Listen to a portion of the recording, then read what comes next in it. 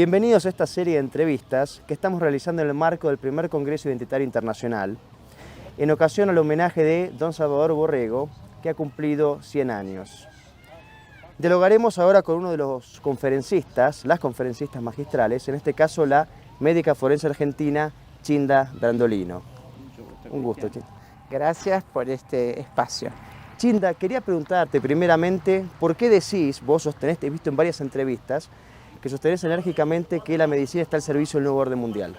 Bueno, porque se ha deformado totalmente el concepto médico. La medicina fue una ciencia que a partir de los griegos de Hipócrates, 450 o 500 años antes de Cristo, se fue edificando sobre un concepto de hombre que enriqueció el cristianismo, ¿no es cierto?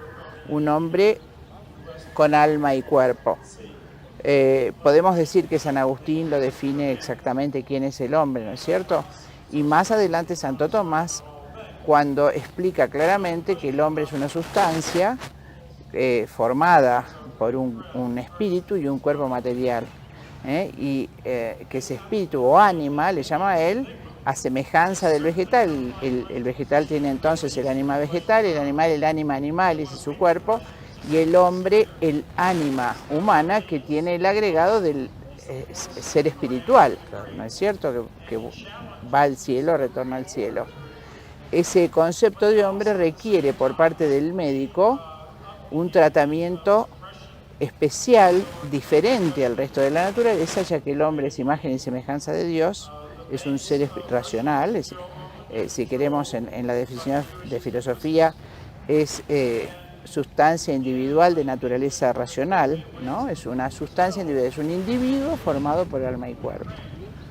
Y requiere que el médico lo trate así, pero resulta ser que a partir de la Revolución Francesa, de toda esta cosa masónica, claro, se cambia ese criterio de hombre, y se le cercena del elemento espiritual, del constitutivo espiritual del hombre, y se adquiere entonces para la pseudociencia que impera desde ese momento un concepto materialista y mecanicista, el concepto de hombre como un automóvil. Recordá que cuando los masones triunfan en la desgraciada Revolución Francesa, toman una prostituta, la coronan y desnuda la pasean por París llamándole la diosa razón, ¿no? Como que la ratio, la razón que tanto había dicho Santo Tomás, que por encima de la razón existe el intellectus, ¿no? Como propiedad máxima del hombre, esa capacidad de ver el bien y el mal. Expresamente la masonería cercena el concepto de hombre como, digamos, acto superior a la razón. Quiere decir que lo que yo no entiendo y por lo tanto no entra por mis sentidos para alimentar la razón, como dijera Hume, no existe, imbuyendo al hombre al mismo tiempo de una soberbia enorme y de una miseria enorme, ¿no? Simultáneamente, como todo lo que hace el demonio. Esa soberbia que lo engaña y se crea un ser inalcanzable y de pronto se transforma en un miserable. Pero eso se plasma como en ninguna otra cosa en la medicina, ¿no es cierto? Y entonces esa incomprensión del cosmos queda divorciado el hombre, la mente del hombre del cosmos. Empieza a ver la enfermedad como algo ajeno a ese auto. Suponete, en un automóvil que entra basura al carburador y el carburador no. Entonces de pronto la enfermedad es algo ajeno para esta gente que empieza desde ahí, algo que ataca al hombre azarosamente, es decir, no hay ningún orden natural previo. Entonces te ataca y bueno, entonces nosotros los médicos, los gurúes, venimos con mecanismos que ideamos nosotros con nuestra inteligencia, con nuestra razón, y tratamos de restituir la salud, de curar, de librarlo de ese mal. De hecho, te voy a decir, ¿ustedes saben cómo murió Tchaikovsky? No, contame. Era bastante neurótico, viste que es muy común que los artistas tengan una cuota de neurosis, son melancólicos, y el hermano que lo hizo lucrar fue uno de los pocos músicos que pudo vivir bien con su arte, se burlaba a veces o ironizaba estos accesos medios maníacos del hermano, y así fue que en un ataque de cólera Tchaikovsky le pide una copa de agua furioso al camarero, el camarero le advierte que tenía cólera, no le hace caso, toma el agua y se contagia el cólera. Y entonces, fíjate vos como esa sabiduría popular, dijera mi amiga Delita Sequeiro, semina verbi, ya los hombres sabían que para preservarte del cólera había que hervir el agua, no lo había dicho el médico. Entonces, con ese razonamiento, mientras el hermano lo sostiene a Tchaikovsky, el médico le tira 3 baldazos de agua hirviendo y Tchaikovsky muere quemado vivo, Mira. inaugurando la edad moderna de la medicina. ¿No es cierto? Es el mismo criterio que hay en el cáncer. Casualmente quería preguntarte, dos temas que son controvertidos y que vos tratás muy bien, son acuciantes. Uno es el tema del cáncer, ¿no? Si el cáncer es verdaderamente curable o no, si existe una cura o no. Muchos cientos de millares de personas son víctimas de esto. Para contestarte lo del cáncer, te diría que cerrando este ciclo, esta incomprensión del hombre y por lo tanto de la medicina y del acto médico, todo esto, a pesar de eso, hubo sabios como Claudio Bernard que estudiaban la fisiología del hombre, el orden, y todos eran cristianos, ¿no? Reconocían el orden natural. Pero en la medida que desde la Revolución Francesa las grandes corporaciones se fueron haciendo dueñas del poder, ¿no es cierto?, agrupándose para detentar el poder del mundo y las transacciones comerciales del mundo, los medicamentos quedaron en manos de las corporaciones Rockefeller.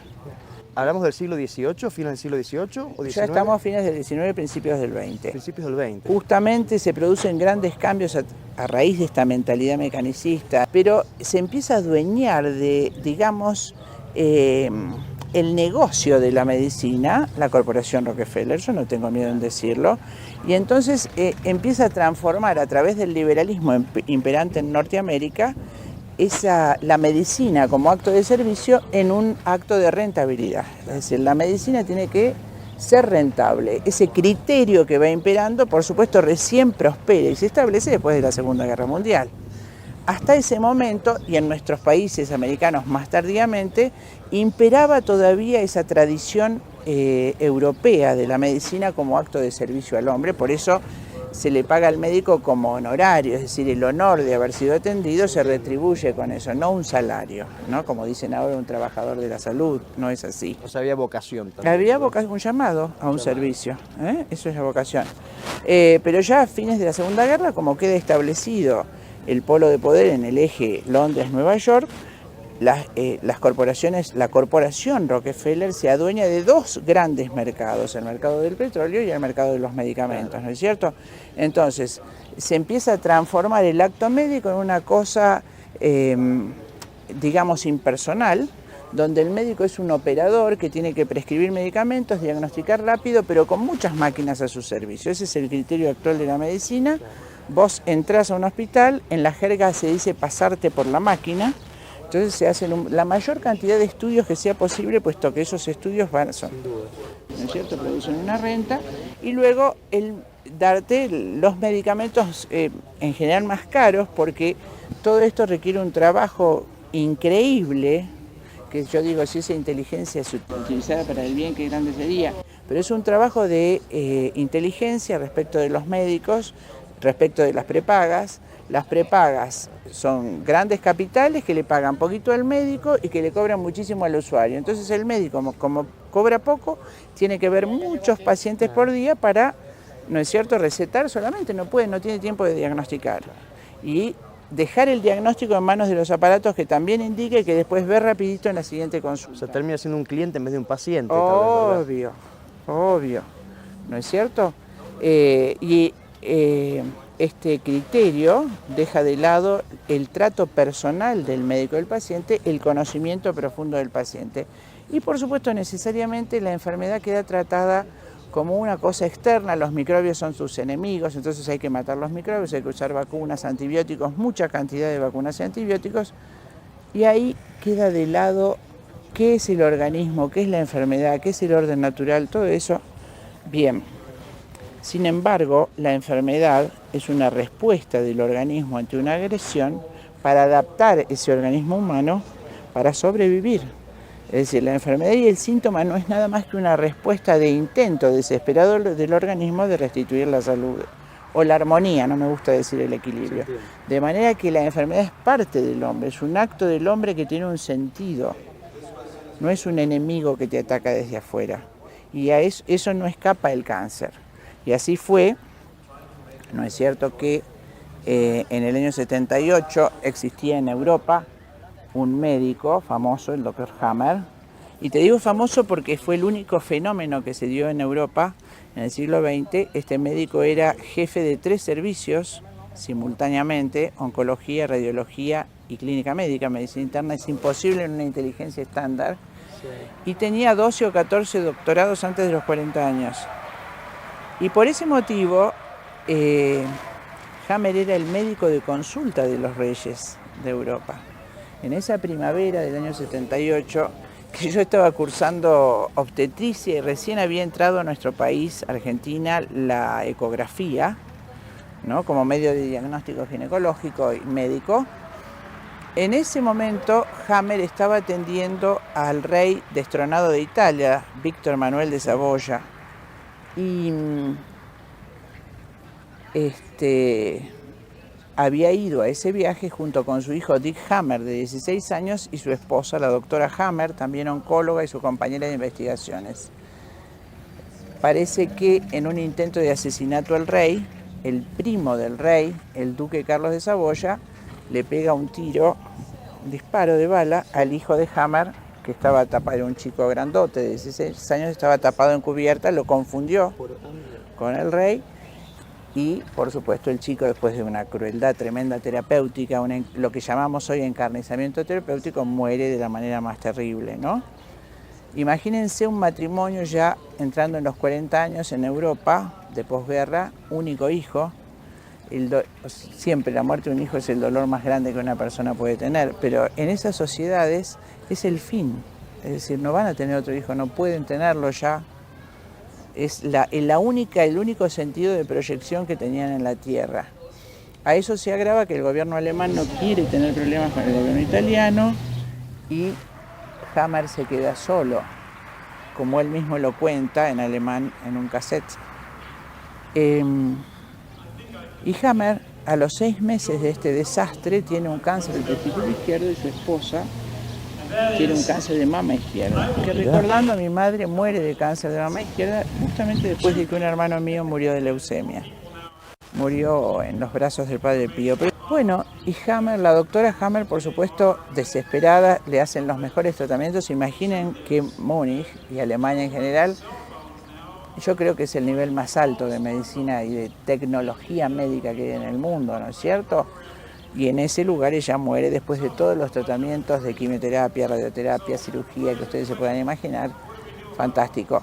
Y él, como pasa con esas inteligencias que Dios de vez en cuando regala a la humanidad, se pregunta cómo puede ser que 2 personas totalmente sanas, vegetarianas, que no fumamos nunca tomamos alcohol, comemos comida y bebida orgánica, alpinistas como su hijo, de pronto tengamos un cáncer. No existe ninguno de los factores de riesgo a los que se atribuye el origen del cáncer. Y los dos en lugares, en órganos tan cercanos a la paternidad. Y entonces él dice, él mismo, recuperé la vieja costumbre perdida por nosotros los médicos, ingrediente de la medicina moderna, de sentarme en la cama de mis pacientes y preguntarles a todos, ¿por qué cree usted, señor o señora, que se ha enfermado? Y en todos los casos, no en el 90%, no en el 97%, en todos sus 2.000 enfermos de cáncer de ese momento, Hammer encuentra lo que después va a ser la primera ley del cáncer, que todos sus pacientes habían tenido entre 6 y 14 meses antes, más o menos, de manifestarse clínicamente el tumor, un shock emocional, un shock psicobiológico.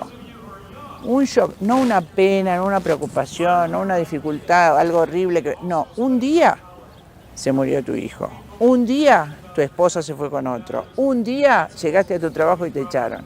Eso es un shock. Un día de pronto tu fábrica quebró y vos sos padre de 5 hijos. Mi familia se va a morir de hambre. Eso es un shock. Un día mataron al hijo de Hammer. Ustedes pueden medir la envergadura de un shock. Es distinto un sufrimiento, una enfermedad o algo horroroso. Es un shock. Un día tuviste ese dolor. Bueno, así las cosas, se empieza a ver que todos los cánceres tienen una relación con el órgano. Es decir, todos los que tuvieron, por ejemplo, una estafa, tienen el cáncer en el colon, en el intestino. Todos los que tuvieron un shock vinculado al me muero de hambre tuvieron cáncer en el hígado. ¿Y eso está probado científicamente? Totalmente, y te voy a decir por qué. Y por eso te hice la salvedad de la ecografía. Ya en ese mismo año, en Alemania, era obligatorio hacer tomografía cerebral. Escáner tomográfico se llama. Cuando nosotros recién empezábamos con la ecografía, en Alemania se hacía tomografía cerebral de rutina a todos los pacientes con cáncer. Y en esas tomografías cerebrales le parece ver a Hammer una mancha, una zona más oscura a veces, pero que no tenía que ver con la enfermedad, no un tumor, sino una alteración de la densidad en la imagen tomográfica, en lo que se sigue enseñando en México, en Argentina, que son artefactos, errores del aparato. Hoy se sigue enseñando eso, hoy en nuestros países sigue. Pero Hammer ve que ese artefacto, por ejemplo, está en la cabeza en el mismo lugar de todos los pacientes que tienen cáncer de páncreas, o todas las mamás que tienen, o las mujeres que tienen cáncer de mama izquierda lo tienen en el mismo lugar. Y como buen inteligente que era, llama a los ingenieros. En vez de hacerse el ingeniero, que es lo que hacemos los argentinos, llama a los ingenieros. Y entonces los ingenieros le dicen que sus equipos no tienen errores. En Argentina se decretó que son errores de los aparatos. Claro, decretamos los médicos que de ingeniería no sabemos nada, pero bueno. Entonces, los ingenieros de Siemens le dicen que sus equipos no tienen errores, pero que el cuerpo médico no los consulta y de hecho proveen a Hammer 1978 de 2 equipos.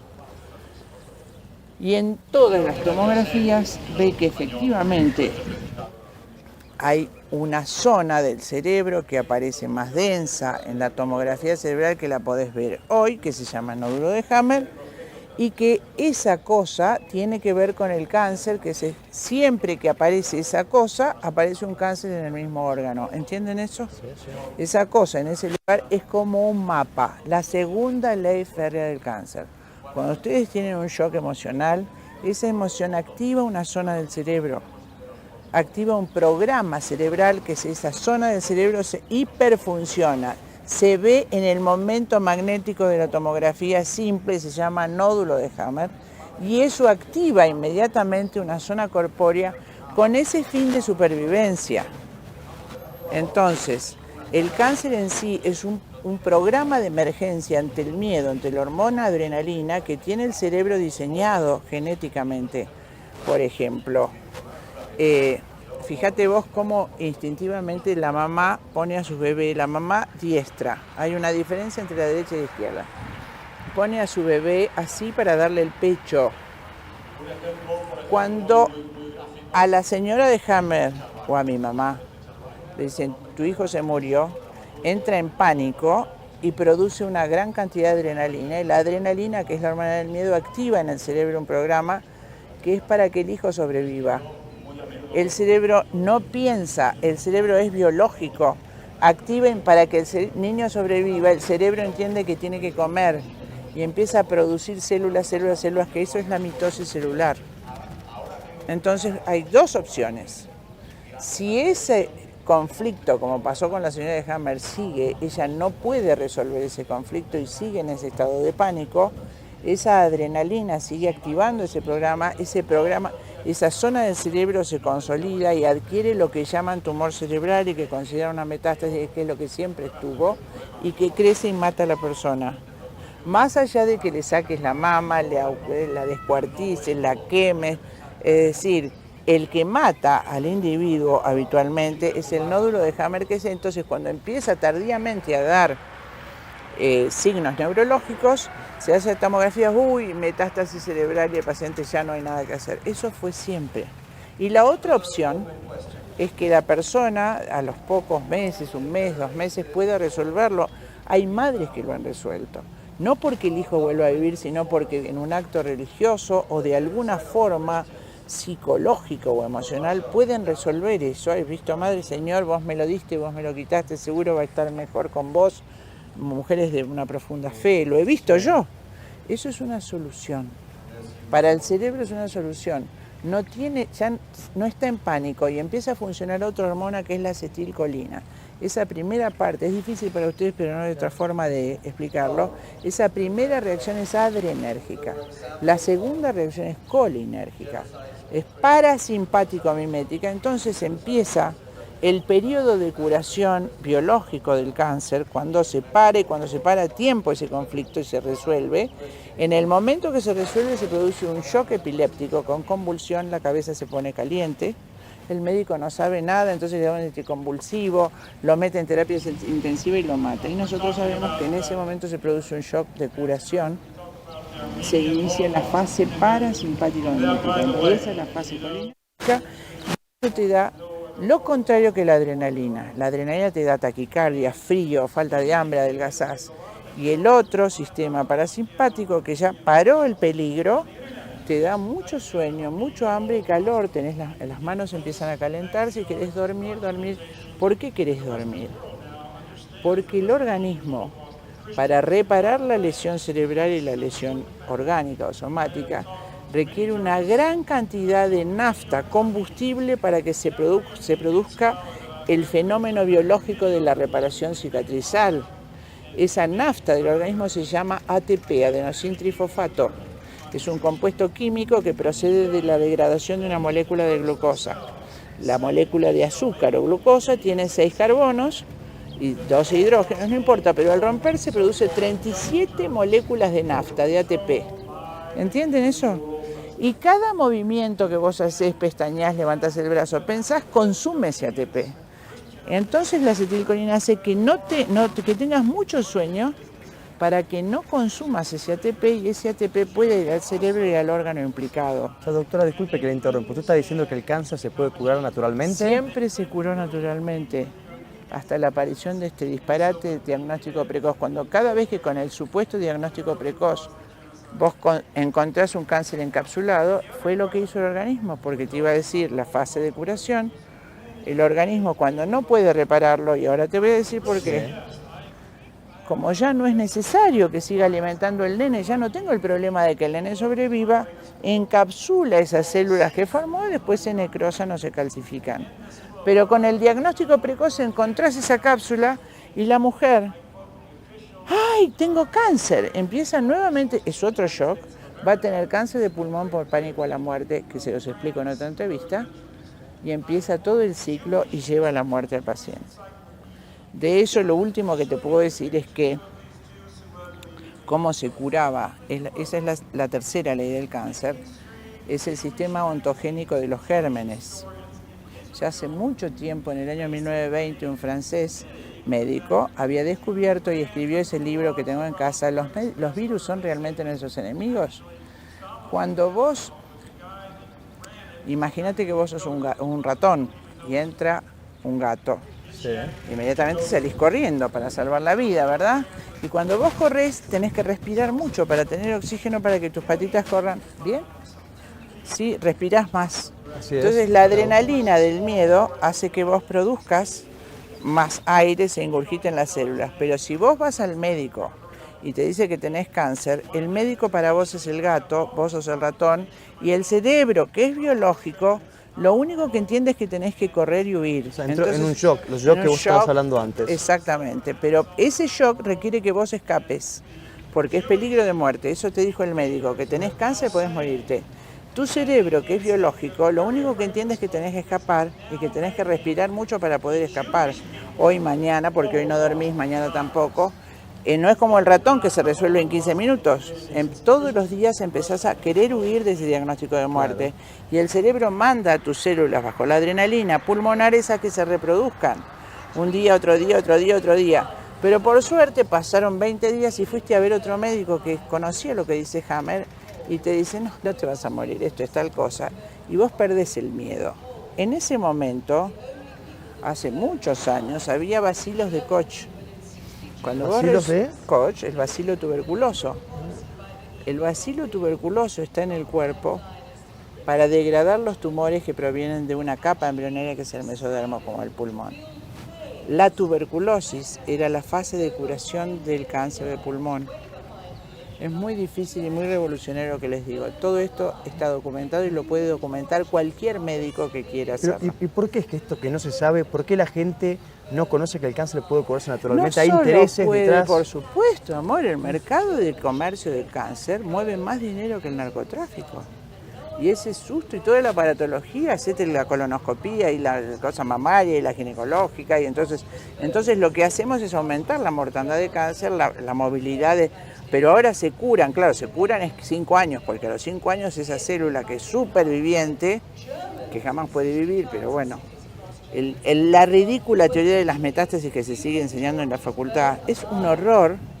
Y entonces a los 5 años tiene otro cáncer, veces la metástasis, ¿no es cierto? Y vuelve a mover todo el aparato productivo y rentable. Y se muere, por supuesto, se muere en la mayoría de las veces intoxicado. La quimioterapia puede producir una miocarditis y 10 años después que tuviste el tratamiento te morís del corazón o antes, depende de tu resistencia. Y así muchísimas cosas. O sea que hay intereses económicos, evidentemente, detrás de la verdad del cáncer. Inmensos, pero que no son los ceros, son tantos que no en nuestra cabeza no caben. Son cifras que nosotros no alcanzamos ni con la imaginación a Incluida manejar. aquí en esta suerte de conspiración o ocultamiento de agenda la Organización Mundial de la Salud. Obviamente, la Organización Mundial de la Salud es el Ministerio de Salud del Gobierno Mundial. Así es como funciona el sistema. Los ministerios de Sanidad reciben las órdenes, se llaman recomendaciones, del Ministerio de Salud de la Organización Mundial de la Salud, que es el Ministerio de Salud del Gobierno Mundial. Baja las recomendaciones a nuestro Ministerio de Salud y nuestros políticos tienen que hacer leyes para que se cumplan esas leyes. Entonces los médicos, los programas de la facultad están ajustados por la CONAU en Harvard. Y esos médicos tienen que seguir esas recomendaciones sin ni siquiera pensar. Porque además los 30 años últimos en nuestro país, y creo que en toda Hispanoamérica, no conozco el resto, la formación del médico es muy precaria, es decir, se le da una falsa ciencia, tienen muy poca anatomía, no como nosotros teníamos el cuerpo humano en el cerebro, anatomía del sistema nervioso, tienen una formación limitada de 5 años, materias cuatrimestrales que se aprueban por promoción. Y bueno, ese médico no se va a cuestionar cómo se comporta la célula, porque además quiere mantener a su familia, gana poco en cada consulta, lo que te dije al principio. Perfecto. Bueno, Chinda, muchísimas gracias por desarrollar estos puntos y bueno, seguramente escucharemos más en las entrevistas que vas a ofrecer en este congreso. Cómo no. Gracias por este espacio. Gracias, Chinda. Hasta luego, Cristian.